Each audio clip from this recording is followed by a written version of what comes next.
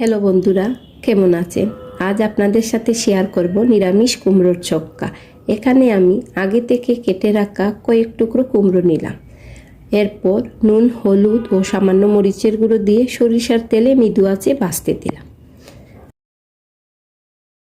অন্যদিকে একটি পাত্রে লবণ, হলুদ ও মরিচের গুঁড়ো, কাঁচামরিচ, সরিষা ও আদা বাটা দিয়ে একটি পেস্ট তৈরি করলাম।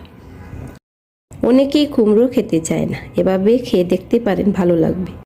কুমড়োগুলো অর্ধেক ভাজা হওয়ায় অন্য পাত্রে তুলে নিলাম। একই তেলে একটি শুকনো মরিচ, সামান্য আস্ত জিরা, তেজপাতা, তৈরি করা পেস্ট ও টমেটো কুচি দিয়ে মশলাটা ভালো করে কষিয়ে নিলাম। তারপর বাদাম বাটা ও ভেজে রাখা কুমড়ো, সামান্য জল ও চিনি দিয়ে ভালোভাবে কষিয়ে নিলাম। ঝোল একটু গাঢ় হয়ে আসলে নামিয়ে নিলাম। ভিডিওটা ভালো লাগলে লাইক, ফলো ও শেয়ার দিয়ে উৎসাহ দিবেন। সকলকে ধন্যবাদ।